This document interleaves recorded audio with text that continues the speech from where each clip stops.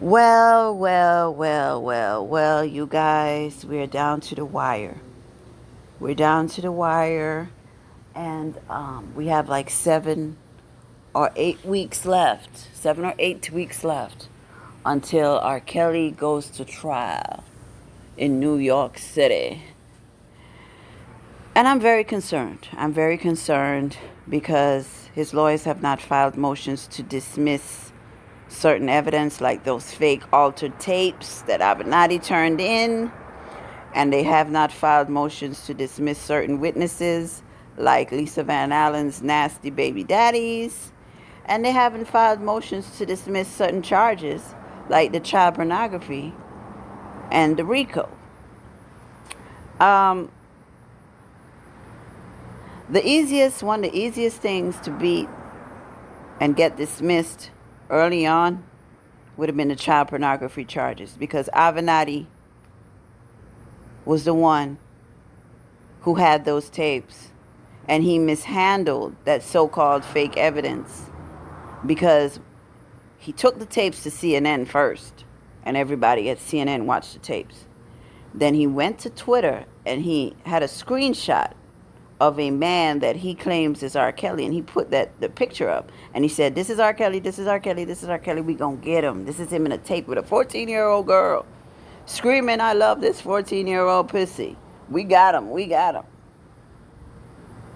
And then after he did all that foolishness, he met that prostitute named Kim Fox in the bathroom at O'Hare Airport like she was going to give him some head for $40.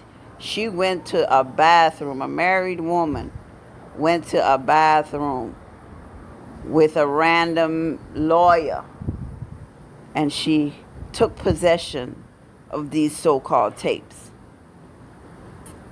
At the end of the day, if this was real evidence, why didn't Avenatti take it straight to the police in a proper way? Why did it go to CNN, and why did he take pictures of this man he claims to be R. Kelly and put it online? And why did he meet Kim Fox in a bathroom like she was a $2 hoe to give her these tapes? This has been a mishandling of evidence. These tapes need to be thrown out. Avenatti is a convicted fraud, and he possibly altered the tapes. Why are these arguments not being brought forth by his attorneys? Why aren't they saying that Avenatti could have hired an R. Kelly lookalike and told the R. Kelly lookalike, "Look, we got this 19-year-old girl, and you're going to be having sex with her.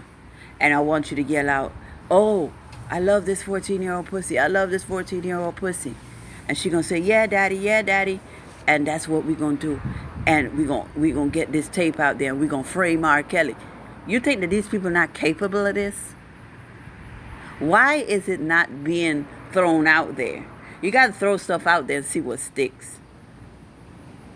R. Kelly can get acquitted if his lawyers get on the ball with these theories. Avenatti is a convicted fraud. They need to put Avenatti on trial. The other thing they need to do, put the parents on trial. That RICO is easy to beat.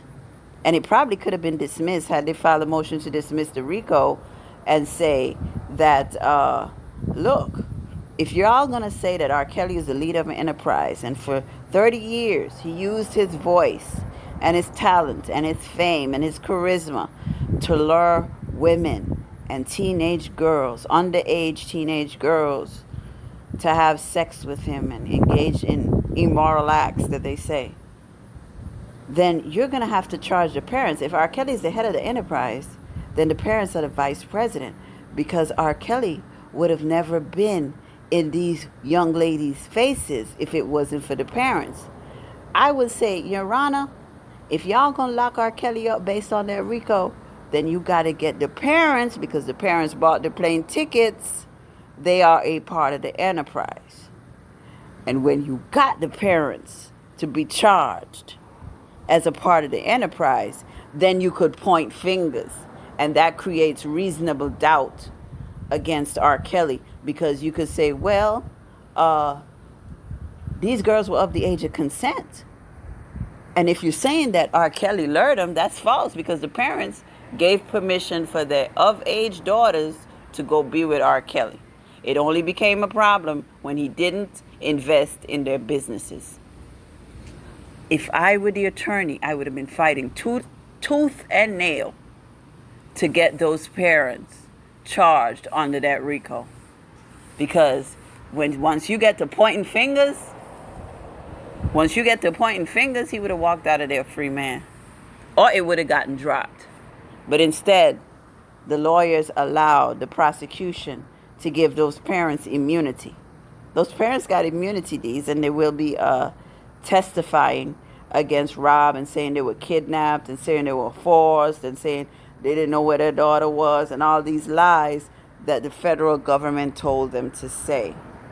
This could have all been prevented had there been a motion to dismiss the RICO early on, at least 5-6 months ago. I think they filed a motion to dismiss the STD claim that Faith Rogers made, but that he's not going to get convicted of that, because all they got to do is bring the boyfriend she had before that she gave the herpes to. She gave the herpes to that boy that she was dating before she met R. Kelly, and that's why he ran her over with his car. You see, Faith went on some interview talking about why the boy ran her over. That boy, before she met R. Kelly, ran her over with a car. She never told you why he ran her over with a car. He ran her over with a car because she gave him herpes. And that's going to be brought up at trial. I don't understand what these lawyers are doing. I really don't. But they need to get on the ball. Because if I could create these scenarios in my head, and I'm not as smart as a lawyer is supposed to be, then they damn sure should be doing the same thing to create a narrative that points the finger at others and takes the attention away from R. Kelly. At the end of the day, we need the jury to be looking sideways at everybody else except R. Kelly. That creates reasonable doubt. That gets him acquitted. That's exactly what Johnny Cochran did in O.J.'s murder trial. He pointed fingers at the LAPD. Y'all planted the glove. Glove don't fit, you must acquit. O.J. is a victim of the racist LAPD, and the racist LAPD has a history of planting evidence on black men. He didn't do it. He put the LAPD on trial. And that is why O.J. was acquitted, because he created a lot of reasonable doubt. Because there was a lot of people that didn't trust the LAPD, and they believed, well, you know what? My cousin had some weed planted on him. It's a possibility that they could have planted this glove to frame O.J. And it stuck. It ain't about what's true. It's about what fits the narrative. The prosecution is walking in there getting ready to say R. Kelly is a monster. He tied women up. He didn't give them no food. He beat them. He saw them. Rah, rah, rah, rah, rah, rah, rah. These lawyers need to come prepared. And I don't think they're prepared. Child porn should have been dropped. They should have tried to get the RICO dropped. And if they couldn't get the RICO dropped, they should have tried to get the parents added to the RICO. Why isn't it happening? They need to create some chaos to take the attention off of R. Kelly. They need to make the jury hate these parents and say, you know what? None of this is R. Kelly's fault, because R. Kelly got permission from the parents to have sex with that. If you want to go with that route, with that narrative, you know, he got permission to have sex with their of-age daughters. He told them, hey, I'm dating your 18-year-old daughter. And because he didn't invest in their businesses, they came back and said their daughters were kidnapped, because they couldn't do anything about it, because the police were telling the parents, look, all your daughters are grown. If they want to have sex with R. Kelly, there's nothing we could do to stop it. They are of the age of consent. So they had to come out here. And Gerald Griggs admitted this. He came out here and he admitted that they had to change the narrative. That they had to create a narrative that made R. Kelly look like a monster, so that the black community would rile up and think, oh my God, we got to get this man off the streets. So they created the narrative that he was a sex trafficker, that he had him tied up, that he wouldn't give him no food, that he couldn't bathe, that he didn't have tampons. Oh, R. Kelly, oh, we couldn't get our hair done, we couldn't get our nails done, oh. And create that narrative.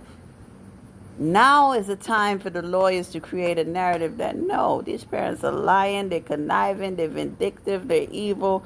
And if you're going to charge R. Kelly with the RICO, then damn sure the parents need to be there too, because they were the ones who bought the plane tickets and gave their daughters permission, their grown daughters permission, to date Rob. They had no problem with it until R. Kelly decided not to invest in their sorry ass business ideas. R. Kelly deserves to be acquitted. Let's hope his lawyers get it together. Free R. Kelly, free R. Kelly, free R. Kelly, and fuck anybody who don't like him.